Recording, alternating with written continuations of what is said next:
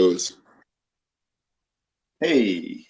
Yeah, so actually I feel like Brett Weinstein and Heather Heying have been very good on just um, talking about the topic of lab leak hypothesis.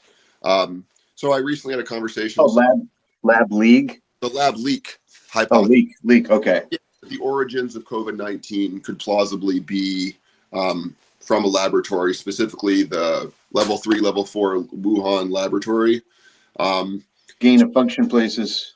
Yeah, so I started tracking down a lot of the reasons why that. Well, so recently, I think it was maybe 2 weeks ago, the WHO came out and said there's increasingly, or there's increasingly clear evidence that it didn't come from a lab, even though they don't know the vector of transmission still from bats to humans. So they still haven't been that leap, which is one of the things Brett and Heather talk about.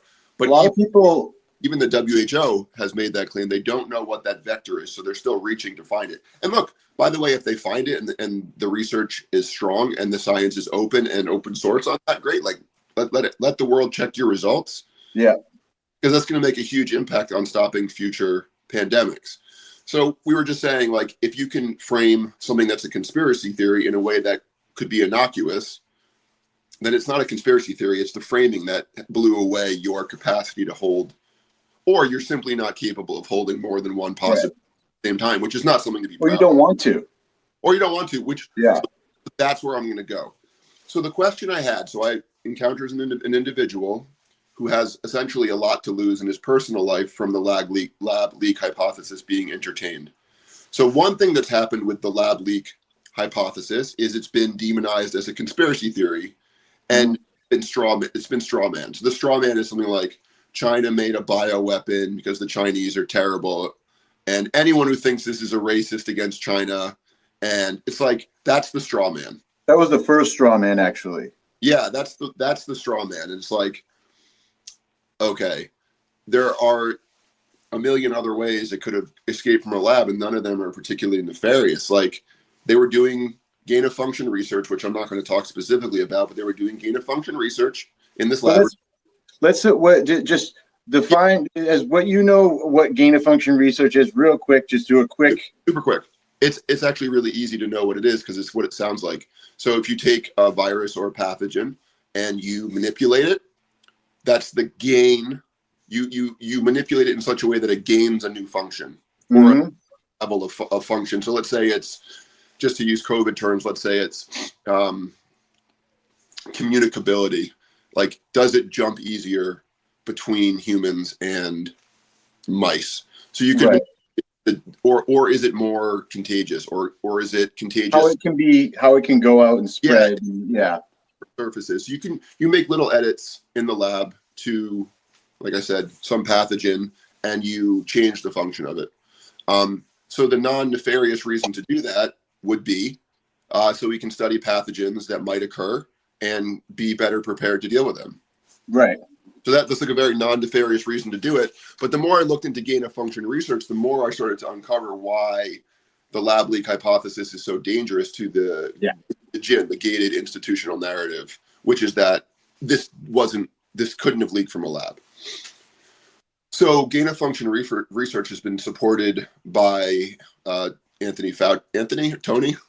Yeah, Tony. Has been largely supported by Anthony Fauci. So Fauci's been, so like basically, what's it called? Gain of function is contentious at best because there's associated with taking an already dangerous pathogen and mutating it to theoretically be more contagious, let's say. So to be in favor of gain of function research is already somewhat contentious. I mean, there's a lot to be, and there are reasons to. Why are you doing that? Why are you doing this research? Like, it's very specific. Yeah. So you can say on the positive end, you can learn about mutated diseases and have the chance. On the negative end, it can only be done in level 4, which is like the most level of security, because they know if they're manipulating these already dangerous things, like let's say Ebola, and something were to escape, the cost is insanely high because you've taken something that's already dangerous, could be made into a bioweapon. Function, you've increased its function, so now it's better at doing what it did, which is essentially infect and kill. That's horrible. So, a lot of reasons why you can imagine the scientific community has had mixed feelings on this. So it's already contentious. Fauci's in favor of gain of function historically. And there was also funding that came from the US.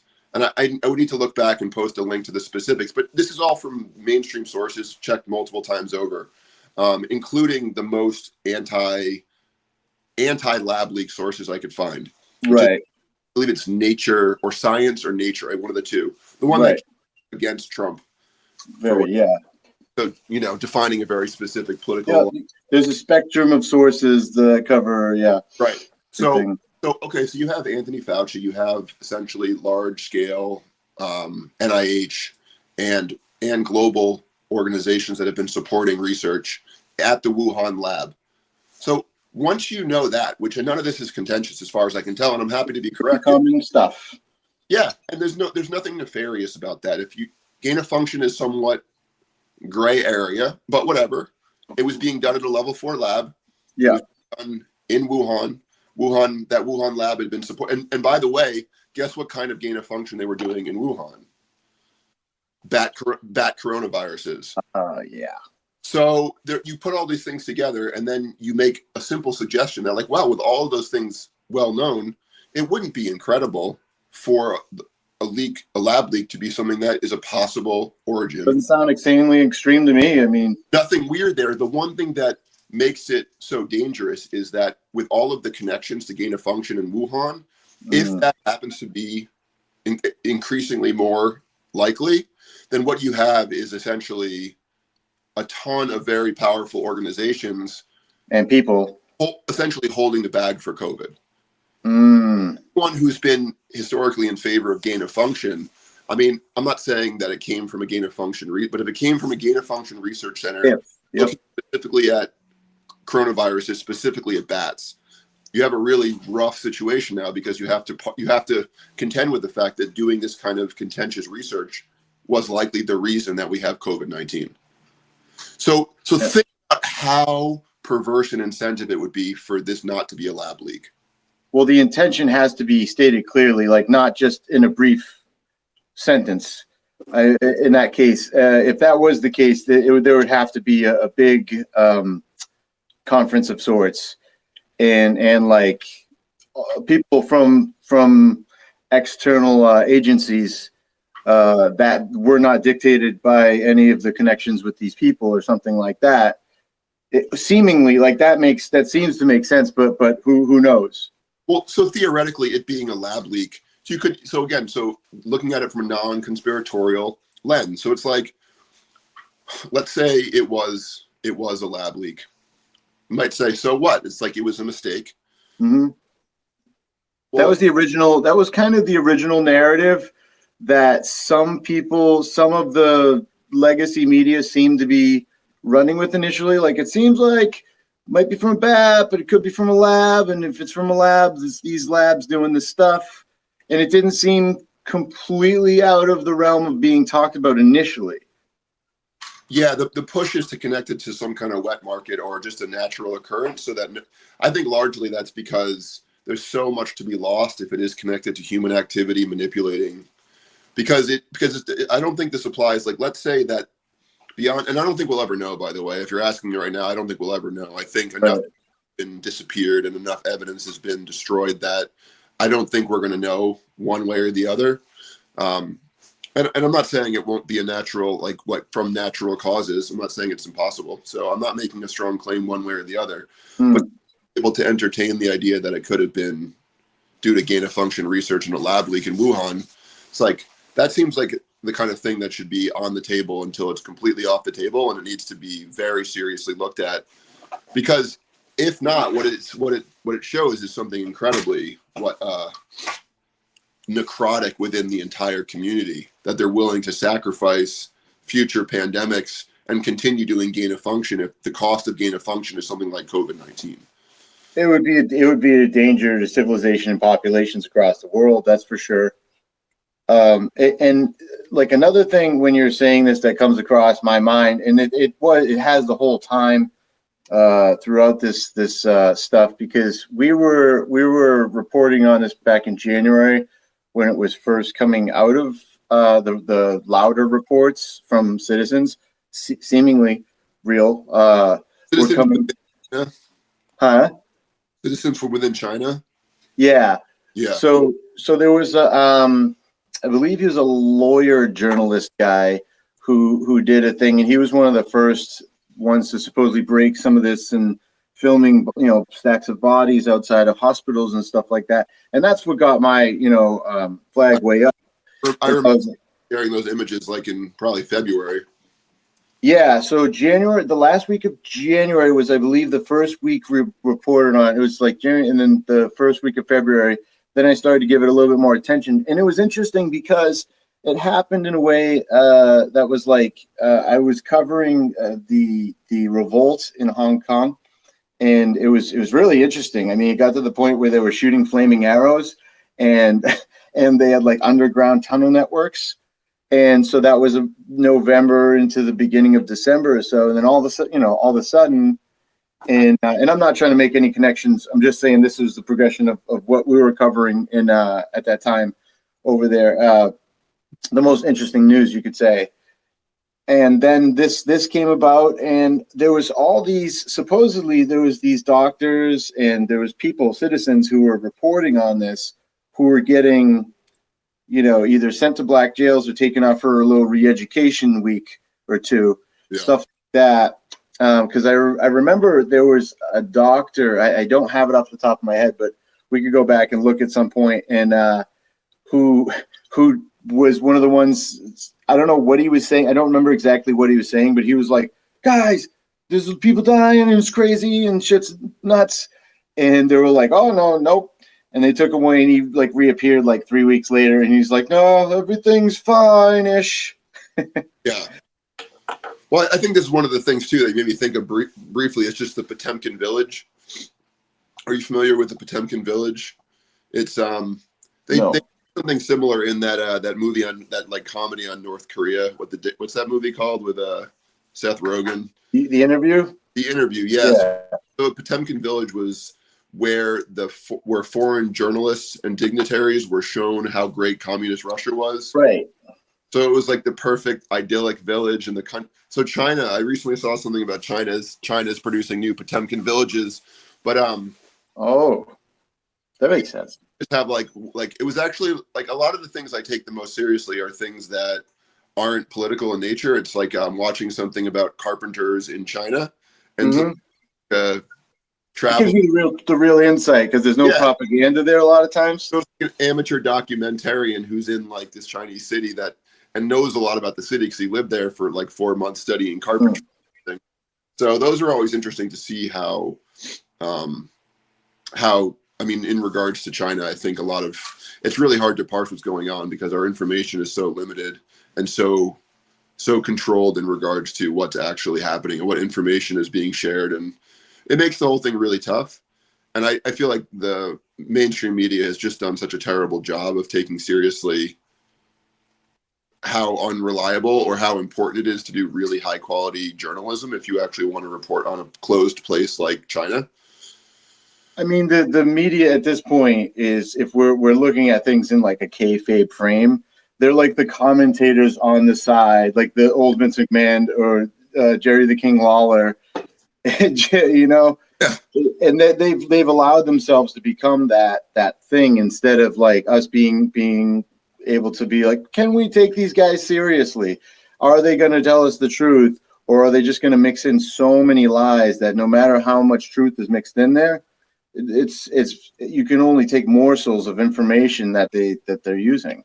Right. All the while making greater and greater claims that the other side is somehow this nefarious, wants to kill you. Yeah. So I mean, watching it happen in regards to the lab leak thing is interesting, and partly why I dug deeper into this is part of me, I asked myself, I said, well, really, who cares?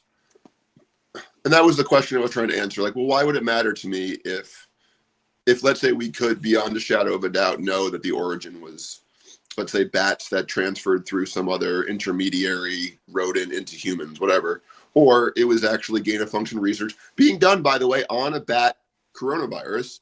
So the bat connection is still there because you're taking a real bat and you're taking real whatever it is, DNA, or I don't know specifically, and you're manipulating it. It's like it's still a bat coronavirus. It's just the function has been gained, and you're studying it. So it's like none of that is weird.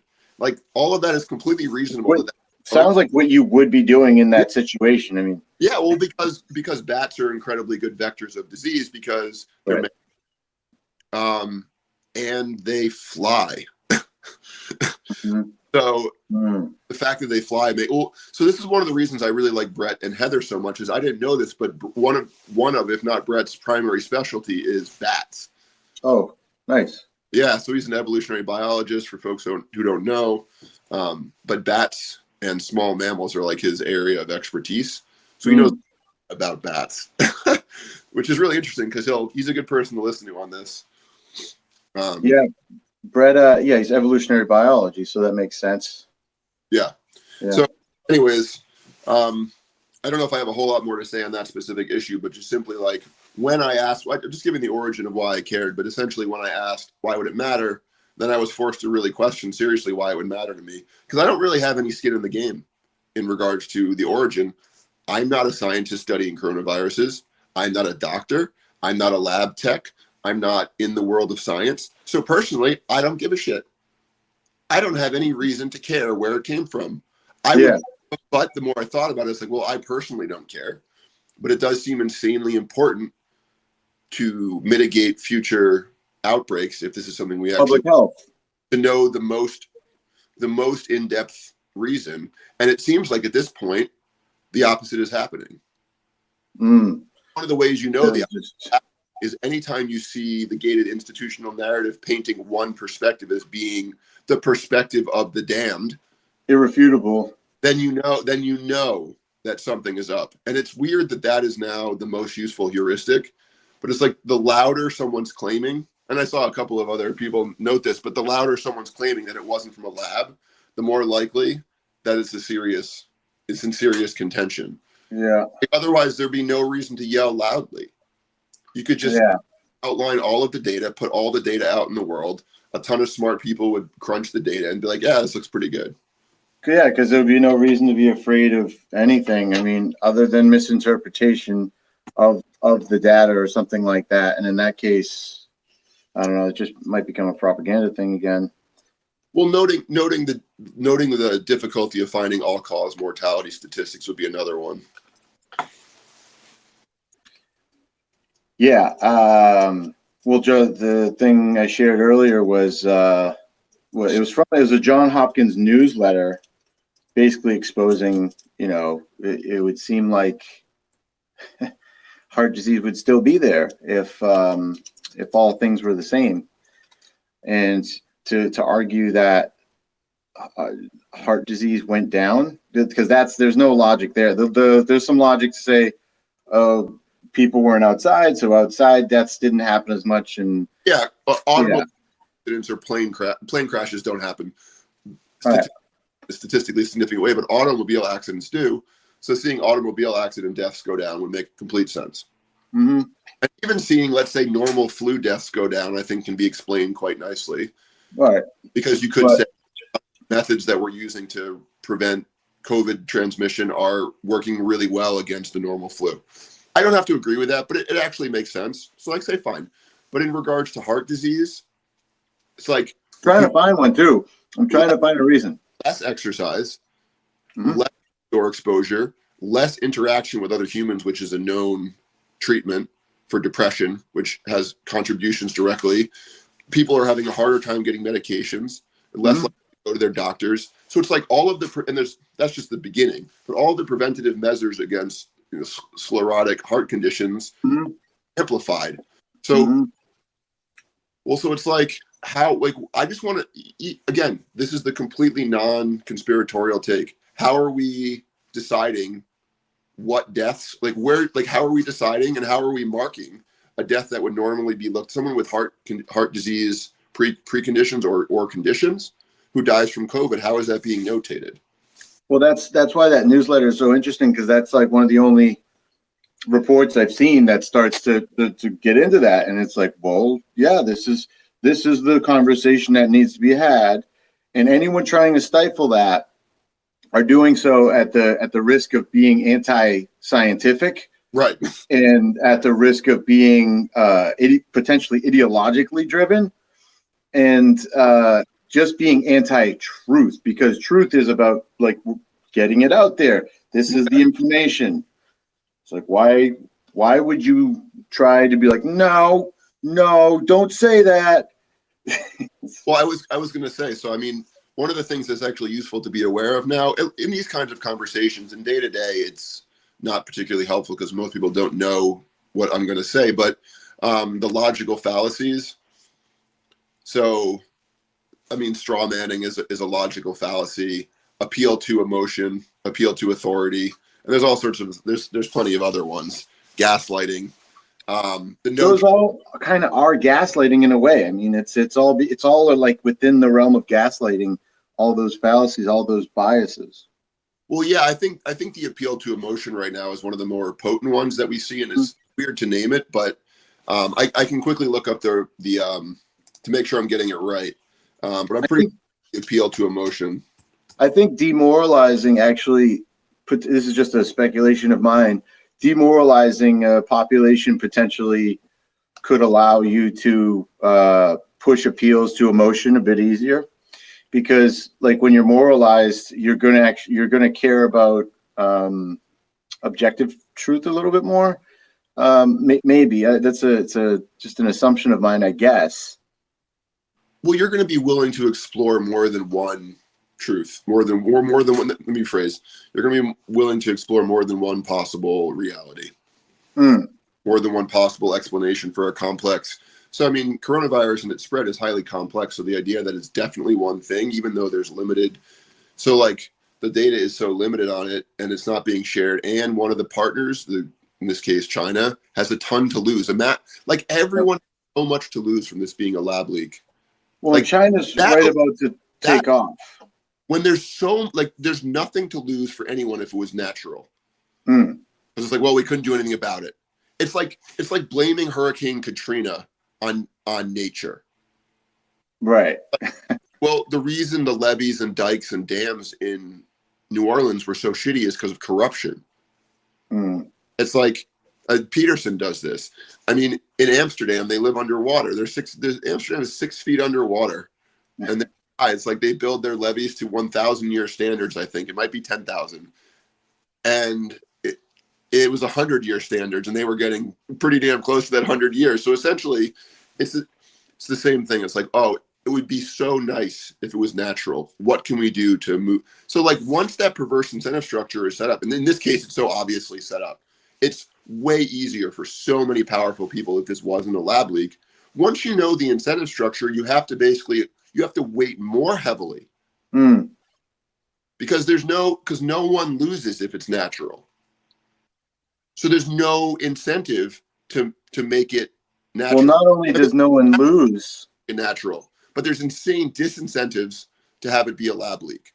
So it already becomes, you're already in the realm of we should be spending most of our effort looking for a lab leak because the incentives are set up within a communist government that lies to everyone essentially for it to be a lab leak. So we're already into the realm of like all things being held equal. We should spend a lot more effort trying to make sure it wasn't a lab leak. And all with all that, so there's nothing to lose if they go in. There's actually everything to gain from going in that direction as well, because as we're seeing, it looks like the government has gained a bit more power than we realized. Or government or the American or somewhere else? What's that? Which government has gained? It seems like many governments across the planet, and especially China, and especially the U.S. Well, I should say especially Australia, then Canada, and then possibly the U.S. Because the pattern to me that I've seen is as far as the totalitarian kind of like grips of power, it kind of goes China, Australia, Canada, and that seems like to go through this test run, well, through Europe to Canada, and then like try to install that into the U.S. And it's weird that it comes like, it looks for me, from my perspective, that these measures are like directly being tested in China. Like, okay, they seem to be, these work, these, all right, we're allowed to do this. To are you talking in regards to social control via the social system? I guess I would say, as far as, I mean, there's many things, because there's a psychological control factor that's quite impressive as well. But yes, because that falls within that. And now that's where we're basically, looks like we're heading, is people are hesitant to the idea of like some type of a vaccine passport. But just today they came out, Israel gave they have a green card, that you have a green pass card thing. And so looks like this is the way that many of the world's strongest powers are headed. And these powers all seem to be in the peripheral to the U.S. Control system, we could say, something like that. It's very weird that some people are ignorant to that, as far as they're not as concerned. But it's not, I guess it's not so weird, because it's just that fear factor. It's that we talked about earlier. You know, if you're in fear of your life, there's a lot you'll give up in order just to stay alive, if that's the frame you're stuck in. Yeah, and I mean, I will honestly say, like, if you're spending a bunch of effort, like, on some of these topics, you can't really appeal the average individual who's just not interested in this kind of stuff to really know much about it, which is completely fine, by the way. I don't really, like, I know that I have very partial information as well, so I understand why people wouldn't want to know about, like, Chinese lab technology, or Right. really want to, like, learn about a bunch of random stuff to even begin to make sense of what's happening, which is fine. But like a well-functioning media would give us that information right off the bat, as opposed to spend most of the time framing one specific reality. Well, that's part of that control mechanism. I don't care anyways. So, like, just don't even talk about it. I mean, until you actually have information, there's really no good reason to bring it up. So I think that's actually largely what's going on in regards to the origin story. It's like, it doesn't come up much, and when it does, it's like, well, it's not a lab. That's not a lab. You just get little drips, because most people, like, remember I said, like, well, why should I care? I don't think most people realize why they should care, because it's not. It took me, who's been trying to think about these things for years, to come up with a reason why I should care. Right. And then I found out my whole story, right? But it took, like, I love this stuff, and it took me a while to figure out why I cared. Right. So I think it'd be hard to even convince people why they should care. Understandable. A lot of people aren't that interested in the way the world might be working. Well, that's the piece that's, because that's the reason why you should care. But to get people into that realm, now you're instantly into the weeds. Yeah, it totally makes sense. I think until that, maybe the switch, because there's that fear switch, and it makes you go one way or the other. I think it makes you either be like, I need it to be protected, and I'm just going to trust whatever's there that seems like it's looking out for me. And then there's when you flip the switch the other way, it's like, I need to know what is going on, what these people are up to, what these people are up to, how all this interacts with one another, so I can understand how the world works, so I can stay away from whatever situation just happened, so I can stay alive. Yeah. Yeah. I think that's what's so interesting now. And I think that's one of the reasons that Eric Weinstein has been so vigorously pushing against, or asking people to look at the fact that so many of the people at higher levels in all industries are boomers. Essentially, why has there not been a shift of power to the younger generations, the Xers? Generation X, yeah. Yeah. And I think you see that a lot right now. I think you see it when they debate technology in Congress. It's like, you hear them talk about these technologies that a lot of millennials are at this point native on, and they clearly don't understand what they do, let alone. Yeah. They're always behind a click or two. I would say they're behind about 50 clicks. Right. I was being a little conservative and nice. Seriously, how dangerous. So anyway, so really quickly to circle back, I'm looking at it now. Appeal to emotion is a logical fallacy.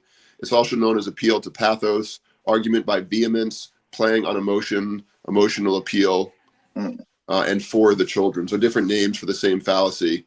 But yeah, it's the general fallacy category of many fallacies. For the children? In place of reason in order to attempt to win the argument. It's a type of manipulation used in place of valid logic. So why are so many of the ways that we do argument or we do what formal argue is just appeal to emotion. It's like this thing happened, it is sad, therefore this is the way it is. So the example they give is power lines cause cancer. I met a little boy with cancer who lived 20 miles from a power line who looked into my eyes and said in his weak voice, "Please do whatever you can so that other kids won't have to go through what I'm going through. I urge you to vote this bill to tear down all power lines." Yeah. So that's like an over dramatization, but a lot of the current arguments are actually not arguments. They're simply logical fallacies. And a lot of them are appeals to emotion. It's like, this thing is bad. It's like, okay. Well, that's what we saw at the beginning of the pandemic by a lot of the politicians that are now facing charges and issues of cramming elderly homes with people who are sick with one another. Yeah, I haven't been following the Cuomo story at all. So yeah, and it wasn't just Cuomo in Massachusetts. There was two guys who had to go to trial or they were fired, something along those lines. I don't have the exact details of it. I'm sure we could look it up, but this happened in several different places across the country. Yeah. And in the states that seemingly put the biggest fear markers on what this was, which is just so ironic and weird to think about. Now we're seeing all this coming out. It's like, what the hell happened? At some point, one lens is like, did you guys do that on purpose? And why did you do it on purpose? Like, are you trying to hurt people, or are you just trying to save other people? Because the emotional appeal was, you're going to kill the old people, which that's true. It's this virus, as far as I can tell, you're much less likely to get through it if you're an older person who's going to go through some respiratory troubles for the next year after it or so, whatever. And now, I've heard things, the emotional appeal, and I'm not saying any of this is untrue. That's the interesting part is some of it could be true. If we have a meter, it's like, even if it's this true, it's still true, even though you're claiming that's this much worse. Which is what it is, because the next emotional appeal is that there's another virus coming in and it damages kids now, or it's very dangerous for kids. And that's it's like you could see someone setting up a stage and setting up the framework to be like, all right, guys, you ready for this next act? Like, we're going to start yelling about the kids now. And again, I'm not saying none of this stuff is true, but if it's only this true and you're making it a claim of this, then we have to have a discussion about that. We have to be able to, be realistic. Yeah, look, one of the things that I never see done anywhere, and I think it is getting done, but it's not done in a clear enough way that I think is a good place for people to be on this if they're truly concerned about what's being lost during the pandemic and, before and after, would be something along the lines of, so it starts with a simple question, is like, think about the most repressive part of the lockdown. How long would you be willing to live like that? Yeah, I remember you were using this early on, and it's good. Well, the reason I like this is like, because you force people to start until they die. It's like, let's say you live in a city, you have to stay in your apartment building, you get food delivered, you can't leave. How long would you be willing to do that? How many weeks? How many months? Yeah, because the most extreme is until I die, right? So until I expire. So let's say you're 30, you have to say 45 years, 50 years to do this. So it's like anyone who says that is, one, either lying, or two, which is more reasonable, doesn't understand what 50 years is. They're 30, they don't understand what 50 years is. They're still 1 year intervals. So you will have a problem doing long-term thinking anyways. Because the older you get, the better you get at perceiving time. Because 5, you've seen 30 years of adulthood essentially pass you by. You can reflect on that and recognize how long 30 years is. You kind of have to appreciate it more too, because you have less of it. Yeah, no. Well, you would imagine, right? So you're forced to contend with that. And then when you go to you sort of are forced to look at your own, what, like, I want to say pathos, but that's not right. There's a word I'm looking for, telos. It's like, well, what is the point of life? And I think that's been the most interesting question for me to ask, is like, this level of safetyism has been growing, but you have to contend with anything dangerous in a matrix, not in a simply binary on-off position, Right. which is one of the biggest disservices we've been done in regards to critical thinking and in regards to the way this has been covered. It's been covered in a binary fashion. I think it might have been Brett actually who brought forth the concept of a lot of things currently being floated as trial balloons. Are you familiar with the term trial balloon? No. So a trial balloon is it's just a term to describe essentially you float an idea. So it's like, uses the term float, right? So it's like, hey, here's this idea I have. Let's try it out and see what happens. It's just like an exploratory idea. You would advertising. It's like, let's see if people want to buy more razors if we do this body positivity thing, or we do this anti-masculinity thing. I was thinking of, right? That would be a good example of a trial balloon, which I think, by the way, got shot down. And now they've reverted to more like traditional sort of like Gillette commercials. I think it works poorly. Kind of sneaky. It works. Like it's a good strategy if you're looking to try and gauge the market. So in regards to trial balloons, I think there's a number of trial balloons that have been floated during COVID, and one of them is the double and triple masks. I think that's the best way to think about the mask thing. And this is another area I spent a lot of time researching because it just drove me so crazy. Because they mandated the 2 masks in certain buildings now. I learned about PPE for my professional work, and essentially one of the most important things to get a proper fit test on a respirator is fit. Like I wouldn't pass a fit test because I have a beard. Right. So the reason I bring that up is I have a lot of experience thinking about PPE. I was basically forced to do it. Right. A lot of people are like just learning what PPE means. I'm like, I got a whole box in my truck that's called PPE. I've had it for years.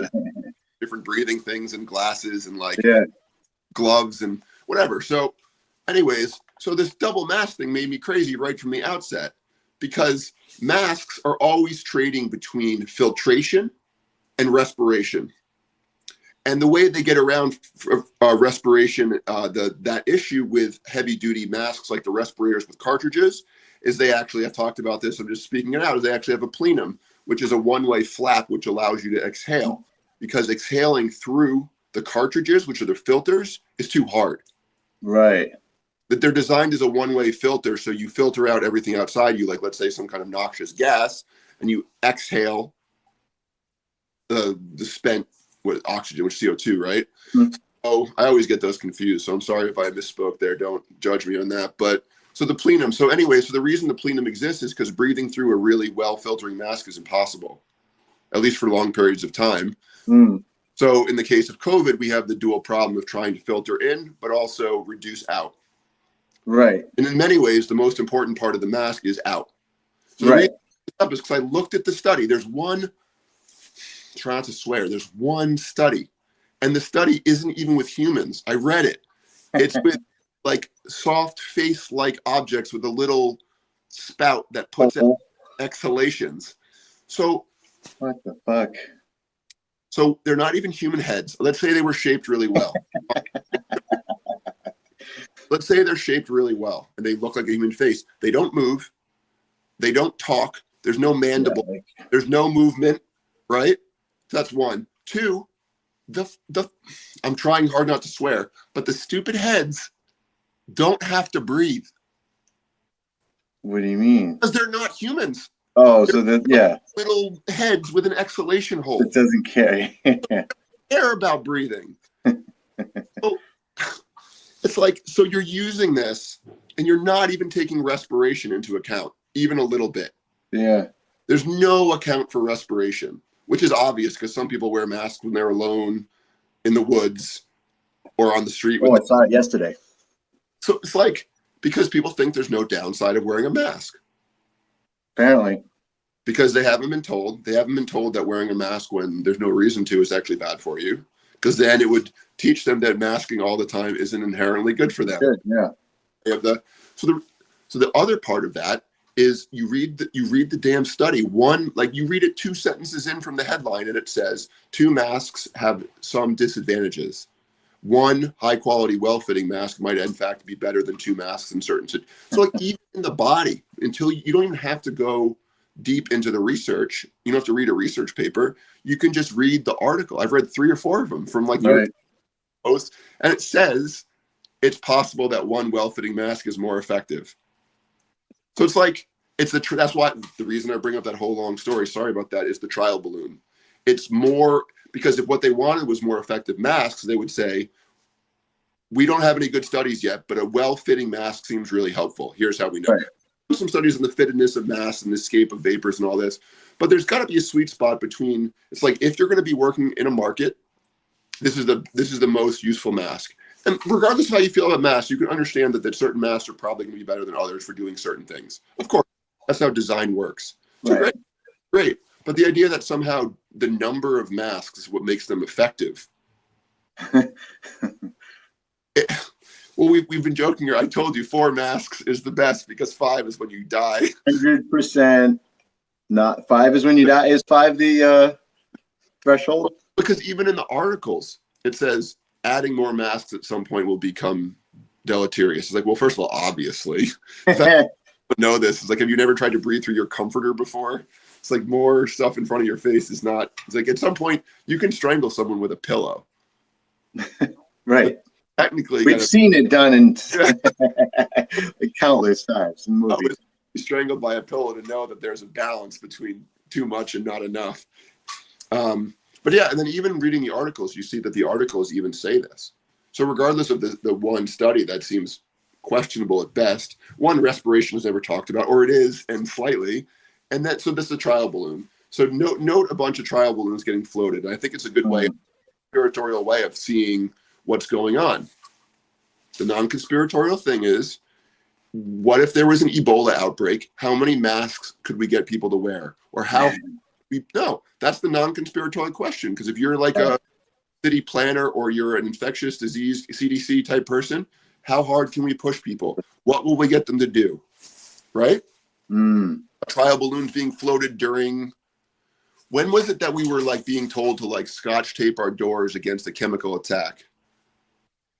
I think that was like early Patriot Act era. When we had like anthrax, alerts. I think that was war on terror stuff. Yeah, during the first 4 years or so after 2001, that we did have that meter at first, especially that first 2 years after. Yes, the terror meter thing, and we did have a bunch of little scares like that with the things that you should be like little neurotic drivers, you could say. Yes, it's literally what it is, because you're putting a driver in someone's head that's installing like a neurotic program, and it's telling it like, okay, you got to be careful of this now. Yeah. Well, the trial balloon is like a non-conspiratorial way of understanding how some of these things could be being used, right? Because the 2 mask thing is obviously, in my opinion, obviously stupid. In the sense that wearing more masks, there's no reason to think more masks is better than 1 good mask. So I can be 100% behind masking as an effective method to minimize transfer of COVID-19. Right. And people recognize, which is what I'm pointing out, that even the articles are literally saying 2 masks is better than 1, and then the article like 2 masks might not be better than 1. The same places that are now like you might want to wear like 2 or 3. It's also burying the lead. Right, which is another sort of, it's not a fallacy, but it's another good term to know, burying the lead.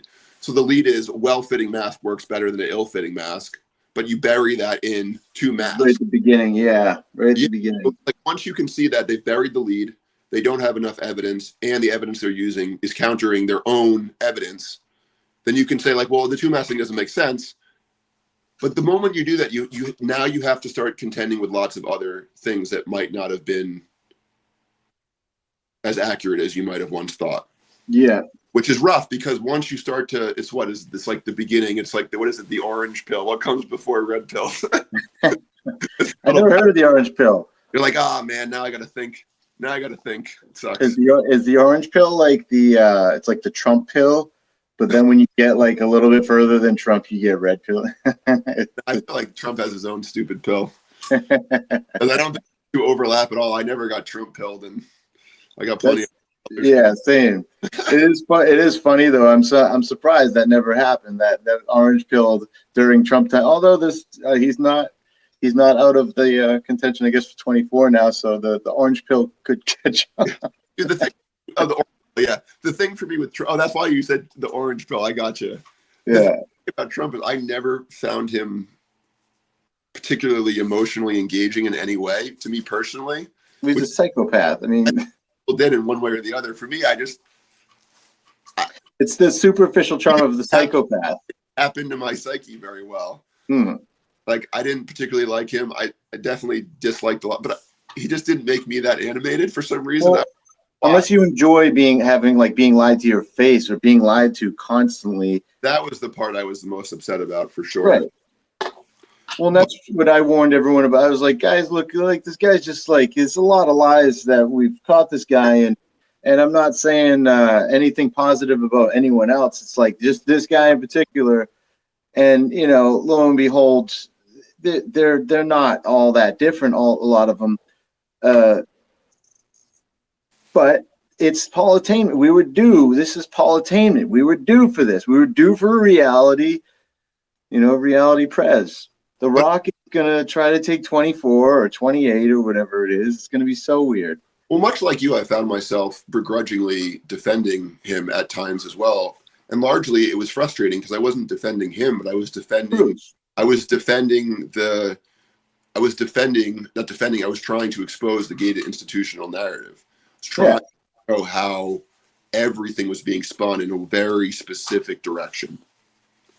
You don't have to dislike Trump and to do that. Or like Trump, I should say, to see that like he's not always telling lies, but he's telling a lot of lies. Yeah. But if you can't discern the difference between all of it, that ends up being it's a knock on you more than it is a knock on him. It ends up being the unfortunate spin for people because it's like they get super defensive, and because they're literally having to lie in order to, even though there's plenty of lies to expose, that you're going after something that is a lie now, in order to justify your behavior. Yeah, I mean that's one of the things. I'm not going to get into this next thing, but really, Land Security Advisory System: green, blue, yellow, orange, red. Red being severe, then descending high, elevated, guarded, low. And these are all risks of terrorist attack.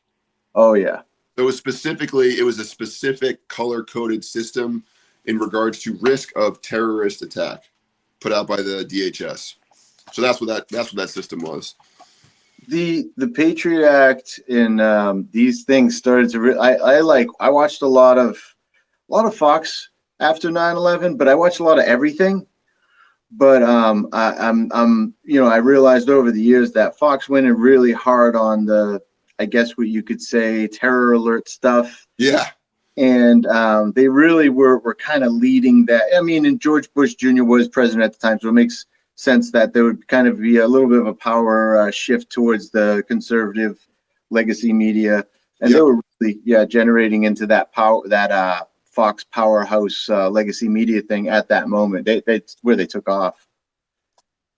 And they pushed it. That stuff made me, it didn't do what it was supposed to do to me. Maybe it did to some degree at points, but it made me super curious to be like, wait a minute, what are these things and what are these laws and what's going on?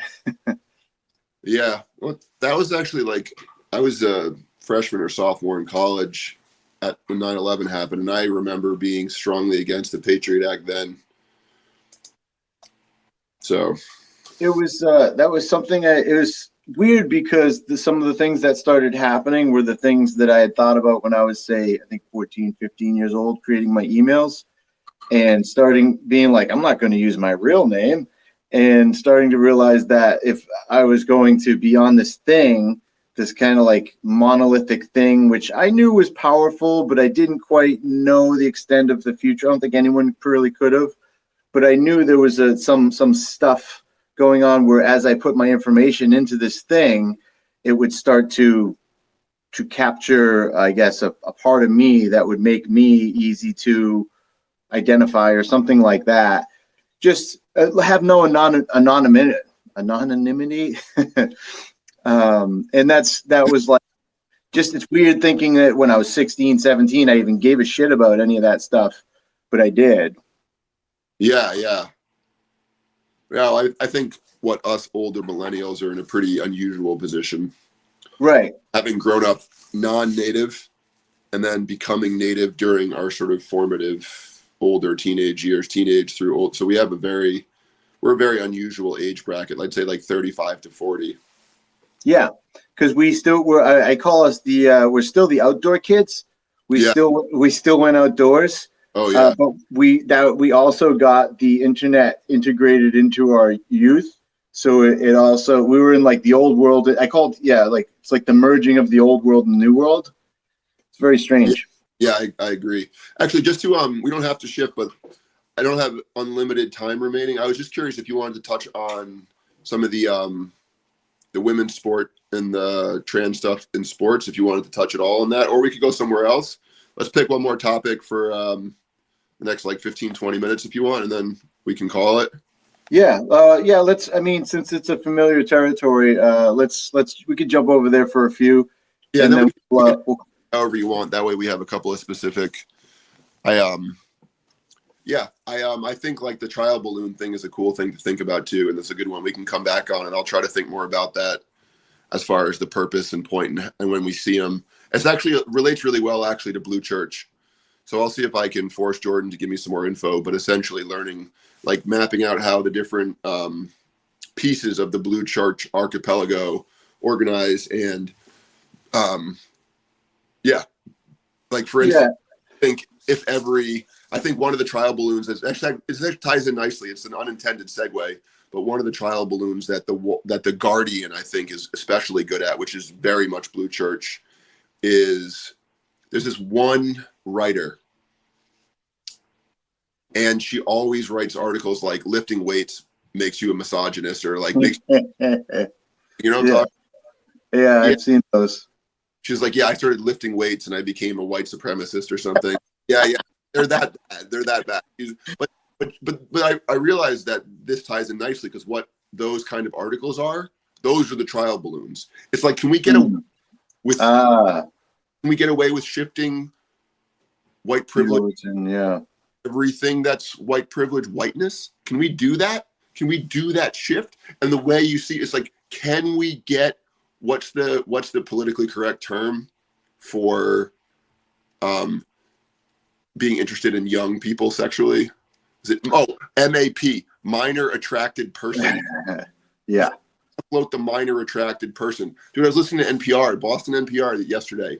They had a 20-minute piece on sex work, but like a mom who essentially does kinky stuff at home and sells it. So like a lot of the sort of like online sex work is becoming like, whatever, I'm into feet, and they'll like do custom porn for you basically. Yeah. And Plus or OnlyFans, etc. And it's like the normalizing, for instance, of that kind of sex work is a lot of kids whose moms did porn.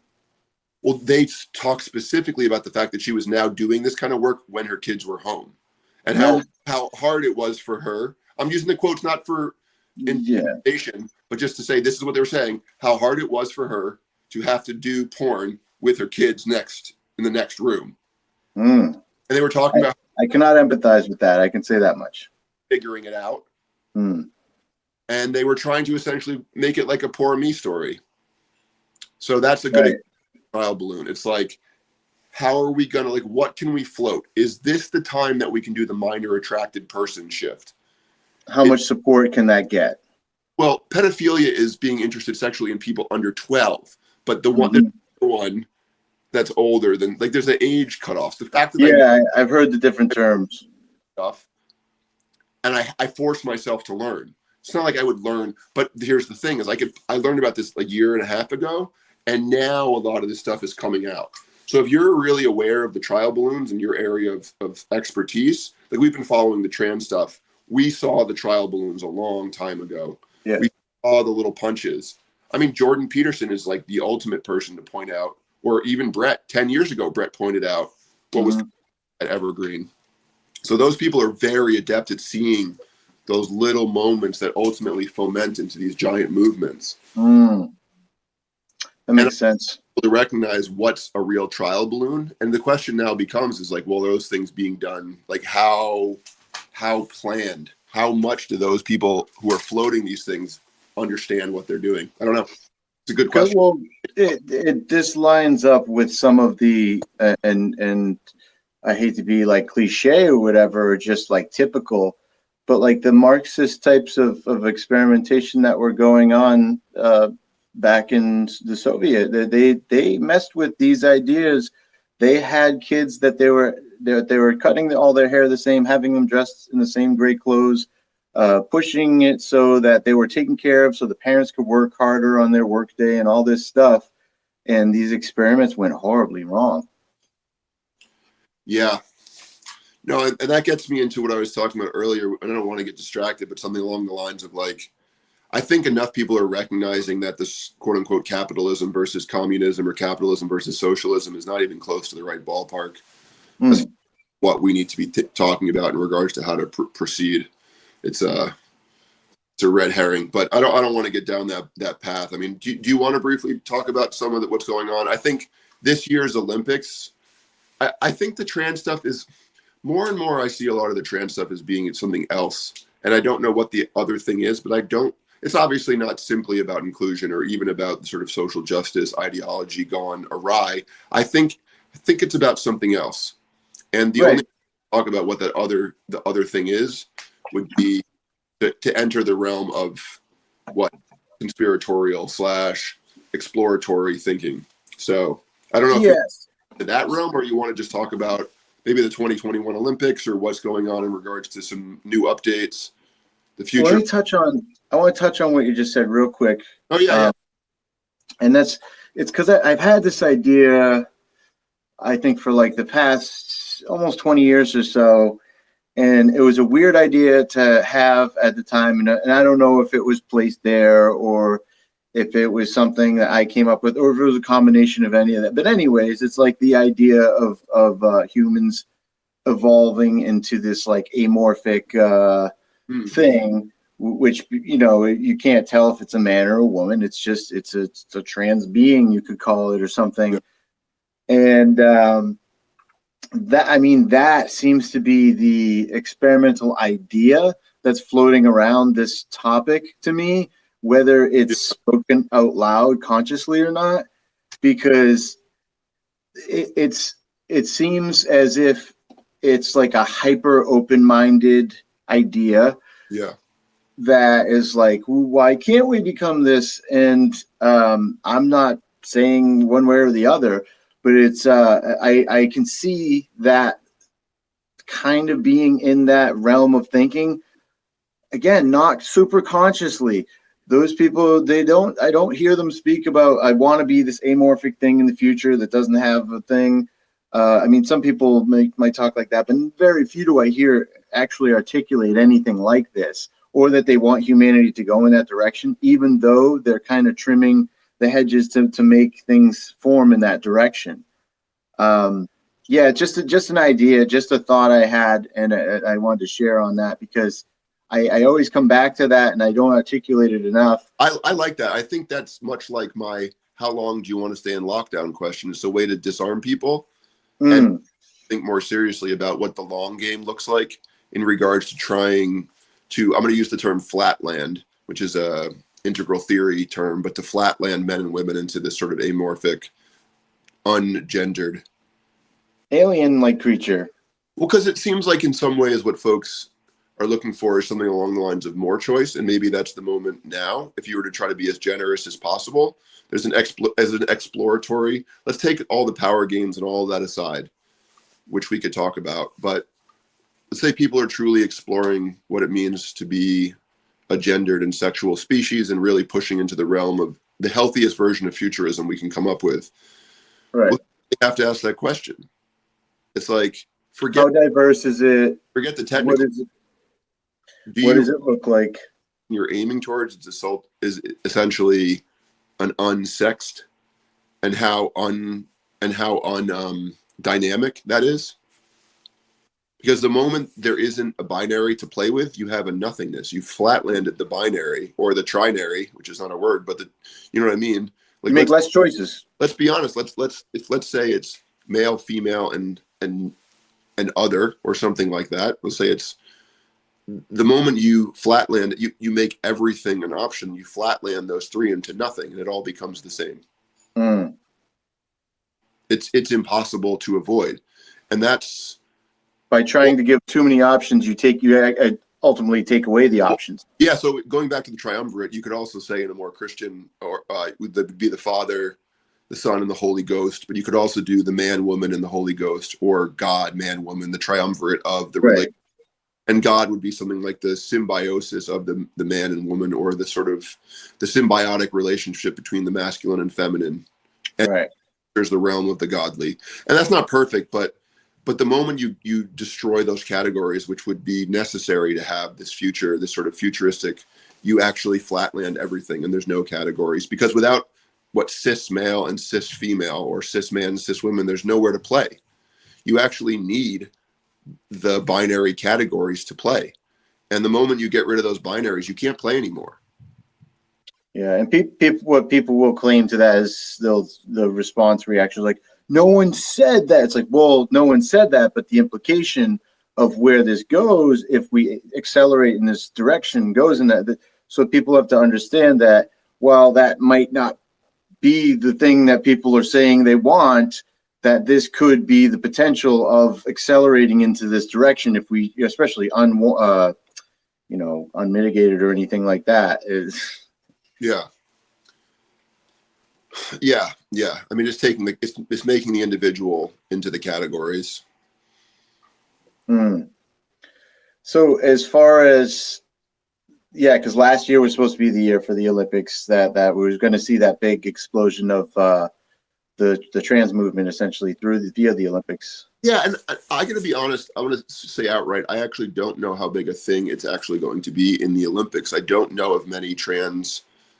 It's always going to be trans women. So it is people born as males transitioning to females later in life. That would be a trans woman, which is trans women is the issue that is at the forefront of the discussion. I don't know how many trans women are going to be competing at that level. Yeah. So, do you? I don't. Is going to be as big an issue, but the issue is still in some ways surprisingly prevalent in the discussion. So I think that was a trial balloon, and the question simply becomes like, well, what was the trial? And I've been trying to spend time figuring out what the incentive structures are in regards to promoting, like, I guess you could say the least conspiratorial. So the steel man would be inclusion, but that falls apart almost instantly because it's not inclusion. It doesn't include a much larger category, which is women. So I don't really. Well, ironically, takes them out of the equation. Well, yeah, there already is an open category, which in sports would be a category that doesn't have any restrictions on gender, and that's the men's category is open. Mm-hmm. I mean, some people have said you can make that explicit, but I don't think that's even close to the point of this whole thing. So the men's category is open. So if there was a woman who was capable of hitting a major league fastball, she'd be on the Red Sox. Mm-hmm. They would make a special locker room because she would make them hundreds of millions of dollars, and they'd pay her. Right. So there's not the MLB is already open. I don't think people know that, but those are open divisions. You know who Fallon Fox is? She, he, them. I don't know the pronouns of Fallon Fox to be Democrat. Fallon Fox should be competing in the open division based on Fallon Fox's capacity to fight. Yeah. So he's broken the skull of one woman. I mean, We don't know. We don't. I'm just going to say Fallon Fox because honestly, I don't know what her pronouns are, and I have no reason to jump into that.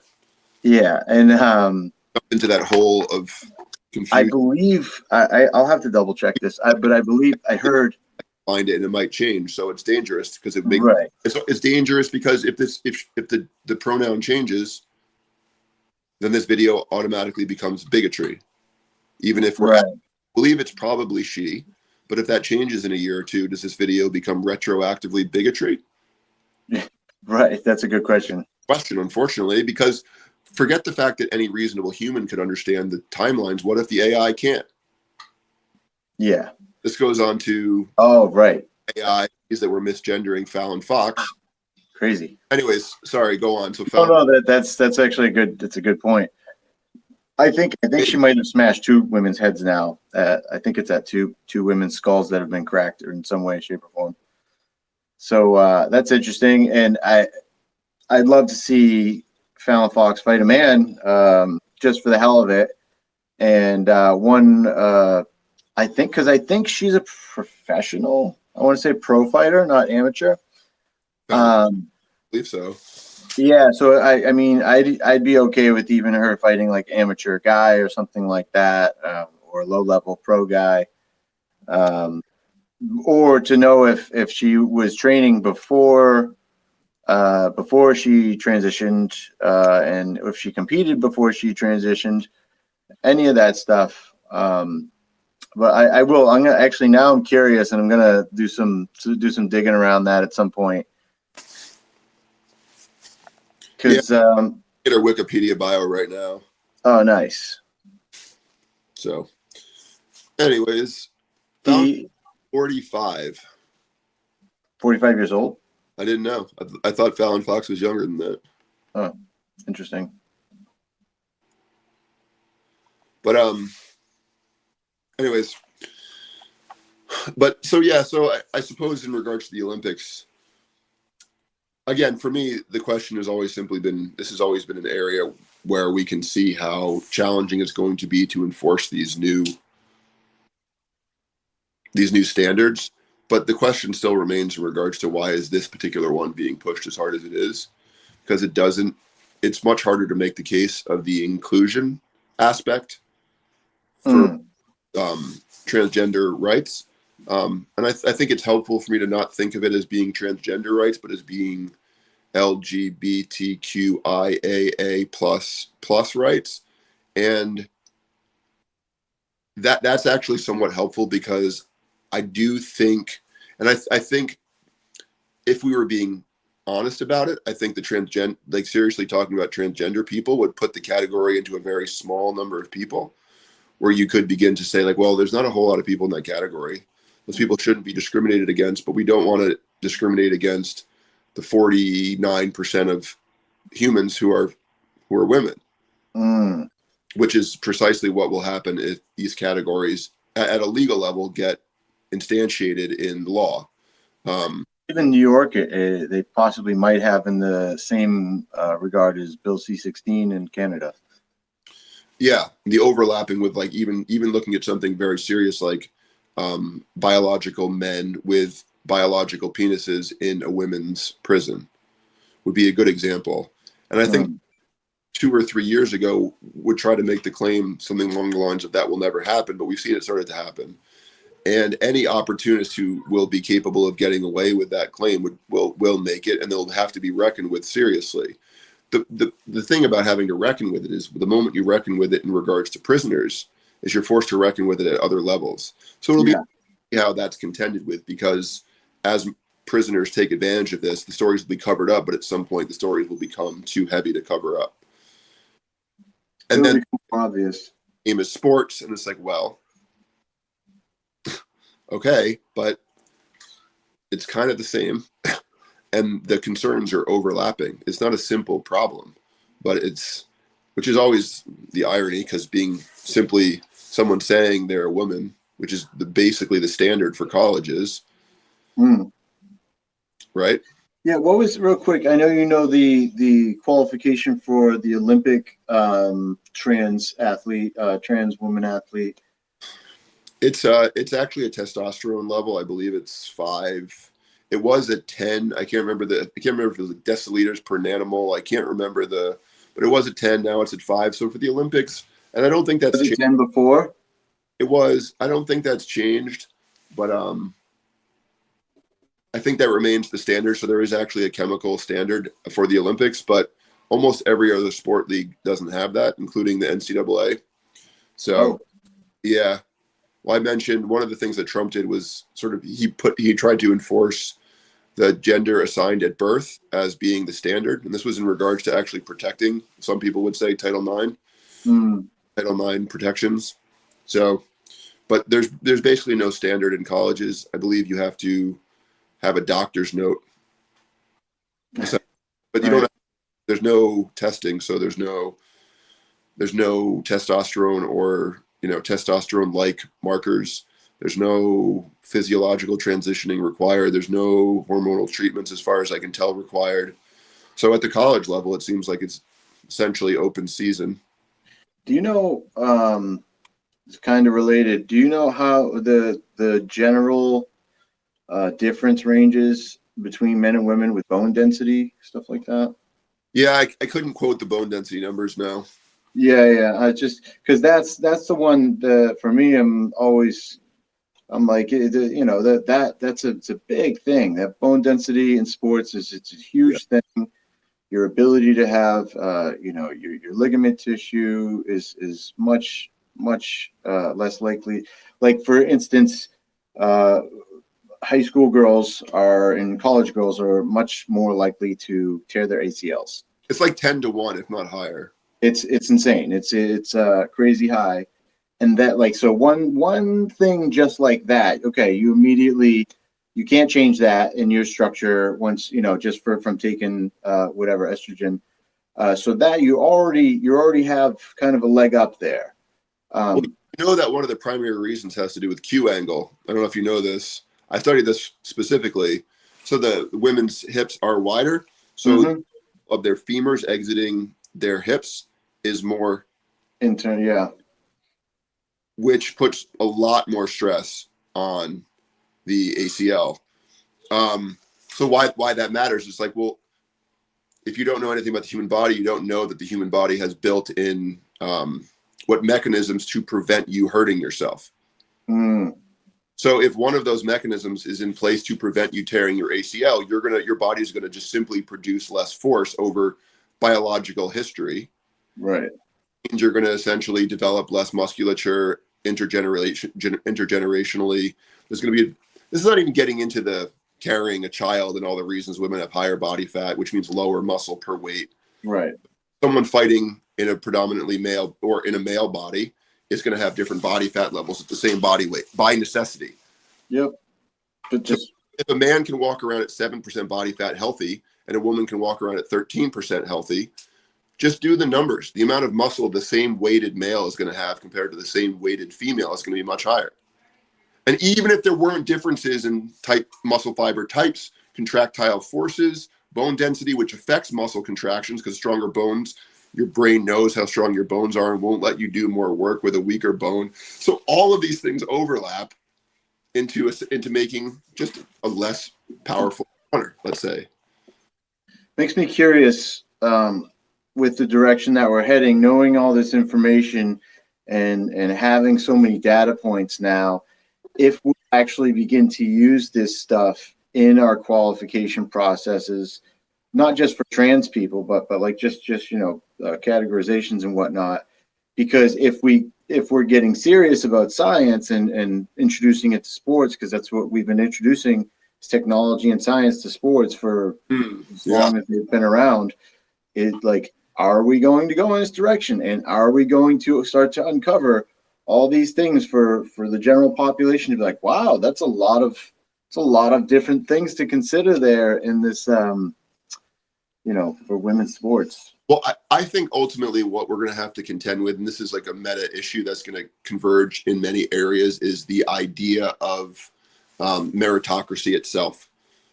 So I think that is ultimately underlying the trans women in sports thing. I think that's one of the primary issues with the trans in sports thing. As far as the gender non-conforming stuff at a larger level, I think it's different. But I think they're overlapping, and I think contending with meritocracy itself is largely what's on the table. Right. Meritocracy itself as a technology is being attacked. Yeah. And it's being attacked obviously for the masses, for the very few. Clearly, the meritocracy goes nowhere because one's capacity to handle and manage huge amounts of power, well, reality bites or whatever the expression is. Yeah. No, that's good. I think that's an underlying issue in regards to the sports thing, but because at the bottom of it is really that. Because if it's because you're going to have to contend with the idea that if it was simply about meritocracy, you just level all the leagues and it's only open. Yeah. And then you categorize based on that. Sport becomes open, and the cost to be any professional athlete who's female will never ever again get paid or scholarship or anything. Yeah. To be an athlete because they just simply won't be able to compete. So it's going to expose the pressures of meritocracy. Right. If that were to happen, that's right. Well, that's kind of the logical conclusion of it all. Whether you go in this direction or that direction, it's right? Like, you got to face it. Well, because that's the reason I go this far is that people who are in favor of trans women in sports say essentially, look, well, trans women in sports don't really have any advantages, and there's no trans women in sport champions, and you don't have to worry about all these things you think are going to happen. So I say, fine, like let's assume none of those things ever happen. It doesn't change the fact that you have taken the category and manipulated it per your own preferences. So category matter at that point if the category is essentially fungible based on our own preferences. That's the actual standard. The NCAA, which is the governing body for all college sports, is nothing. There's no standard remaining. You essentially just do what you want. You're transitioning. So there's no standard. Without that standard, there's no reason to have separate categories. I think we're going to see a lot of trans girl wrestlers coming up. Why wouldn't we, to be honest? If we're going to see more people who are, if not transgender non-conforming, taking advantage, like let's say someone's not trans, but they're gender non-conforming, there's really no good reason why they can't play with their gender and compete in women's, based on this particular outline. So let's take trans people off for a minute, because I'm using trans technically. Someone who was born in the wrong body, who makes an attempt at some stage of to be transition into the other gender. So trans requires a binary. Let's put that aside. Gender nonconforming tries to destroy the binary and say there's no binary categories. This is getting closer to your sort of alien, sort of amorphous, non-gendered thing. Mm-hmm. But you're going to have a lot more people who fit into that category. It's a much bigger category. Right? Mm-hmm. Do you agree? Like essentially, I think so, because I think especially through development stages, you'll have a lot of kids going. But that's just a side note. It's always been my concern is like you're introducing things that maybe we shouldn't introduce through these phases because they're already confusing enough. So let's say 3%, approximately 2.5-3% of women are ultimately live their lives as lesbians. So let's take those 3%. And then we'll take another 3 or 4%, 5% of gender non-conforming people who may or may not be in a male or female body. So let's take half of those. Mm-hmm. So that's a much bigger percentage than people who think they're trans and want to transition. Those are people who are, say, exploring gender. There's no reason why someone who's exploring their gender won't be included in the same protections that trans people or trans rights activists are trying to achieve. Well, especially if all the justifications are already laid out right there for them. But you don't even have to be a trans person. You can essentially be a gender exploring or a gender non-conforming person and compete across gender lines, which always, of course, only goes in one way, which is worth noting. It never goes as someone who's born female tries to compete with the men on the football field. It never goes that way. But point being, though, is there's no reason why a gender non-conforming person, which is a much broader category, won't be able to compete in, right? Yeah. I tell people about, I think Smith College is in the news these days. I tell people Smith College, I read their admissions. You can apply to Smith as a female, and all you need to do is check the box on the application. So Smith is an all-girls school. Oh, okay. Yep. All-girls college. It has been since its inception, as far as I know. It's one of the 7 sister schools. You can apply as a female, and then the moment you get accepted, you can change your gender. You can still remain part of the school. They say it in their bylaws. I've sent you screenshots. I guarantee it. That's So, crazy. so you could, let's say you're just, let's again, steel man. You're exploring your sexuality. You're exploring. You feel like you're a woman. You apply to Smith. You want to go to an all-girls school, but you look like you. But you're in the process of, let's say, growing your hair or taking. Doesn't matter. You just none of those things have to happen. But let's say you're exploring your sexuality. Yeah. The moment you get to Smith, maybe first semester, you realize like, no, I'm definitely a man. I'm just a man, and I want to be a cis man. You can remain at an all-girls school until you graduate. You just gave some guy a cheat code out there. I mean, assuming you want to go to Smith, I mean, it's like a $50,000 practical joke per year or whatever it costs to go to Smith. But you get my point though. Is that is the actual. I mean, Yeah. I really worked hard to figure this out because I'm like, there's no way this works, but like, yes, it does. So there's no reason we're not going to see a similar shift in sports if we're not clear on what this means. And again, people say, who cares?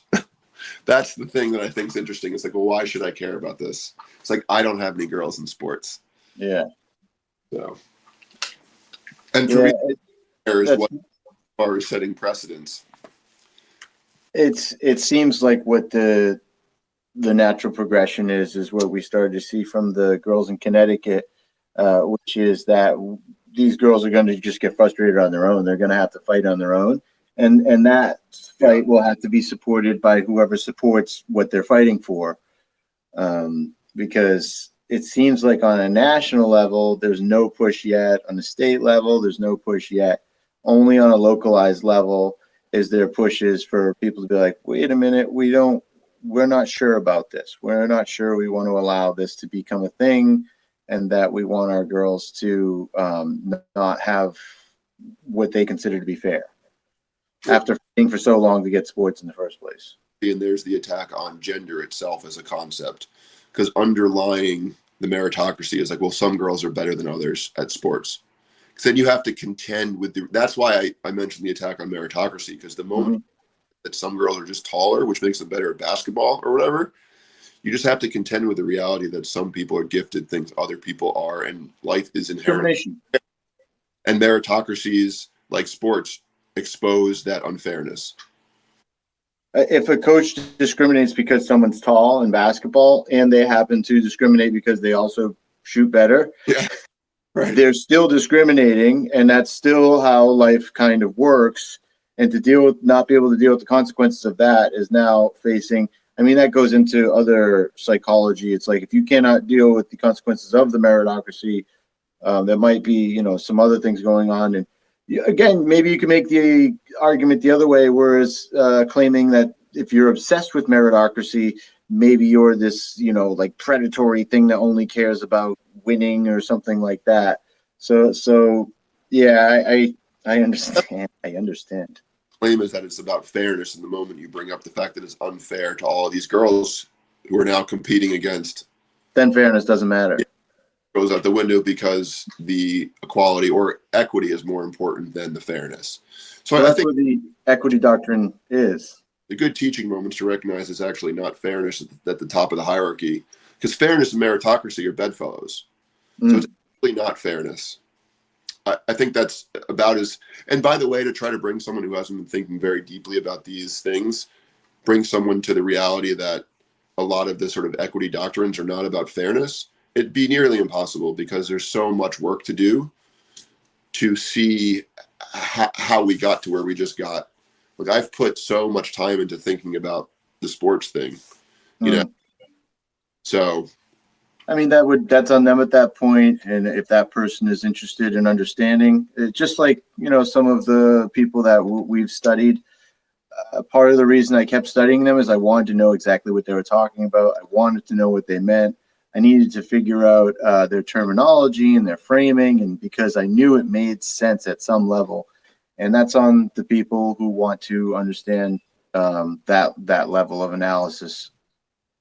Yeah, which is rough though, because I think the people who tend to be promoted rarely are capable of holding the nuance required, because the nuance required is almost impossible to convey to an audience who doesn't know how to do it and doesn't have, which is fine, by the way. It's like, in fact, I would say things like trans women in sports should be really largely dealt with people who really know the issues, and those are the people that should be having these discussions, and then you can open the discussions up and have them be made public. But most people just want to know that some really hardworking people are trying to make the thing as fair as possible, make sense of it.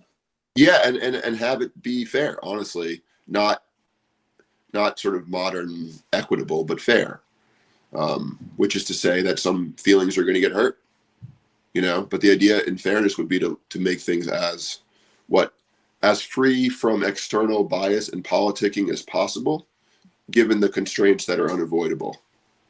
Well, and the fairest way, I think, to go about that at the end is like, well, if your feelings are hurt, you're feeling left out, like, we do have other options. We're going to create other options for you to compete. And if there's enough of people involved and included in that, then you get to compete at that front.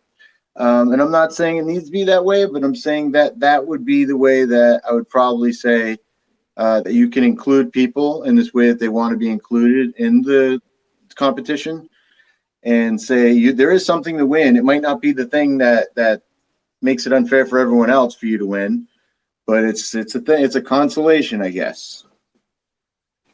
Yeah, and this actually takes this nice full circle. So I'll kind of end on this and let you take one home. But the full circle is, with COVID, it's like you're forced to contend with what your true values are. And I would say that's true of the discussion about sport. You're forced to look at what your true values are, because if you think sport is just the silly frippery that we do to distract ourselves, then you won't take it very seriously. But if you see sport as a proxy for war, which actually helps human beings not murder each other, then you take it a lot more seriously, because you recognize it's a place where warfare can be proxied so that we don't have to fight wars, right? And we can watch it happen and see, like, oh man, look at that hit. Like, I'm so glad. The expression of masculinity, of that merit arc, of that competition, inherent nature that comes with masculinity. And even, I can get on a conversation with women who compete, and they'll be like, yeah, I guess it is pretty, masculine thing. Don't get offended by it at all. It doesn't take away from your femininity or the feminine nature of you or the exterior. But yeah, that violence tends to gear into, or you say that proxy for violence gears into the masculine, and it shouldn't be a very offensive thing. And what you're saying is we brought Toronto earlier in response to her being politically conservative, and she's probably on the high end of masculine. Mm-hmm. Where she's literally a fighter, right? She tends to skew conservative.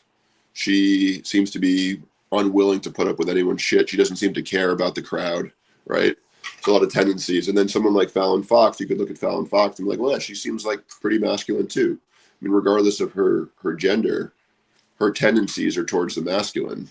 So I think most female athletes at the high level tend to skew much more masculine in regards to their tendencies. Yeah. Because you have to want to win. You have to value a singular, essentially made up goal over many other things in order to be a competitive athlete at that level. So you're automatically into the realm of being somewhat of a sociopath. Never away from their family and home all the time, and for obsessively focused. Much money, like we think, oh, NBA, they're making millions. It's like most guys in the NBA don't, and most sports are not the NBA. Most pro athletes don't make much money. They do it anyway. Mm-hmm. Yep. The predominant, like maybe 2,000 or 3,000 athletes make a good amount of money, but professional cyclists, Tour de France, there's like 10 of them who make over $100,000. Right.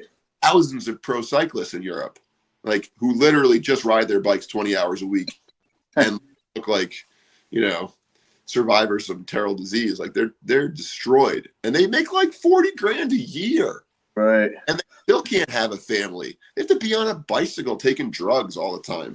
It's a really hard life, and they choose it. Yep. So this is already a strange group of people. So as far as I can tell, the women in sports thing is really only going to penalize. I think it's most going to penalize college athletes. That's actually where I think if we don't take it more seriously, we're Scholarships. Scholarships. Yeah, absolutely. Which is ironic because women in, let's say, STEM is one of these big pushes to try to get higher quality, and a lot of these competitive athletes tend to be usually very competitive professionals. So it's like one of the things you definitely don't want to do is start down-regulating people's capacity to be passionate about something. And I think one of the things that sports does for women who play at a higher level is it really starts to develop one's capacity to not only be competitive, but cooperative. So if you want to take competitive cooperation, which is like symbiosis again, and basically take women out of that arena, it doesn't seem like that's particularly inclusive to me.